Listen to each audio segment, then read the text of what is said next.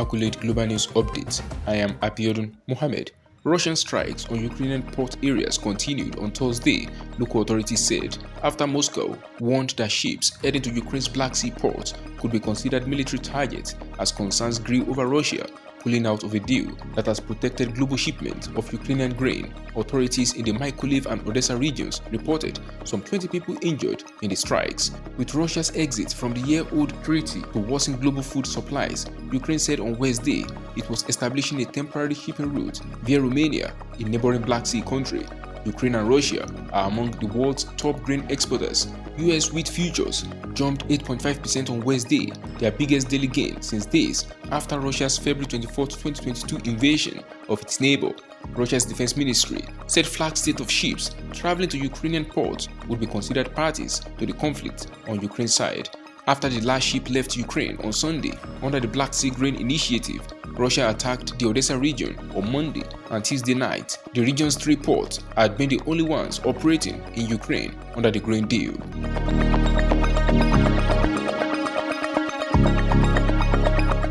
At least 2 people and an armed attacker were killed and 5 others wounded in a shooting in New Zealand's largest city of Auckland on Thursday, hours ahead of the opening match of the Women's Soccer World Cup in the city.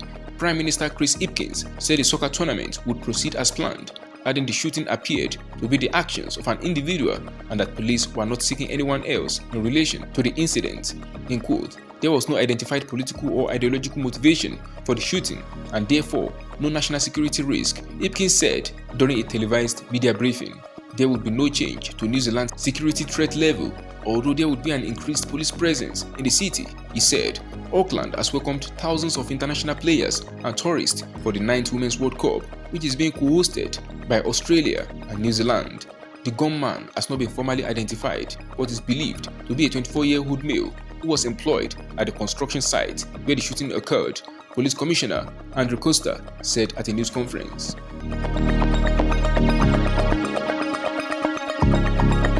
Israeli forces have shot a Palestinian dead and injured at least 4 others, 2 in serious condition, in the occupied West Bank city of Nablus, the Palestinian Health Ministry and Red Crescent said.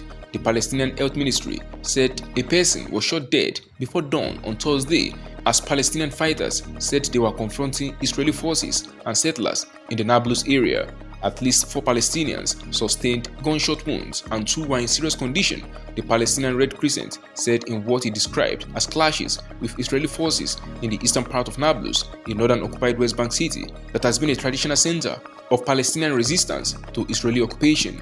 The Nablus Battalion of the Al-Quds Brigade, the armed wing of the Islamic Jihad group, said its members were in quote, fighting the occupation forces and groups of settlers who had stormed the area of Joseph's Tomb, referring to a shrine in the city that has seen repeated clashes between Palestinians and Israeli forces.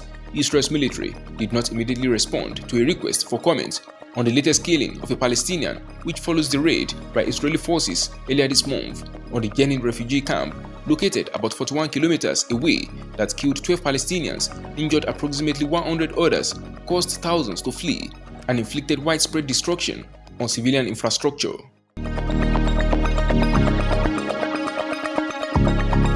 Hundreds of protesters stormed the Swedish embassy in central Baghdad in the early hours of Thursday morning, scaling its walls and setting it on fire in protest against the expected burning of a Quran in Sweden. All Baghdad embassy staff were safe, the Swedish Foreign Ministry press office said in a statement, condemning the attack and highlighting the need for Iraqi authorities to protect diplomatic missions. The ministry did not immediately reply to a request for further detail. Thursday's demonstration was called by supporters of Shiite cleric Muqtada Sadr to protest the second planned Quran burning in Sweden in weeks, according to posts in a popular Telegram group linked to the influential cleric and other pro-Sadr media. Sadr, one of Iraq's most powerful figures, commands hundreds of thousands of followers whom he has at times called to the street, including last summer when they occupied Baghdad's heavily fortified green zone and engaged in deadly clashes. Swedish police on Wednesday granted an application for a public meeting outside the Iraqi embassy in Stockholm on Thursday. The police permit showed. Police said in the permit, 2 people were expected to participate.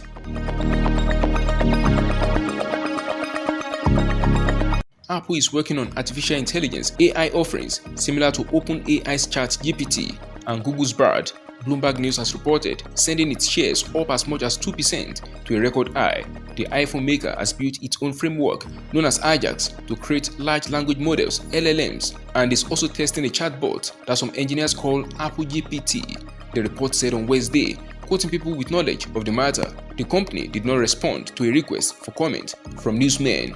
Apple has so far held back from any big moves in AI and even avoided mentioning the buzzword at its developer conference in June, in stark contrast to other tech giants such as Alphabet and Microsoft, which have made bold moves to incorporate the breakthrough technology.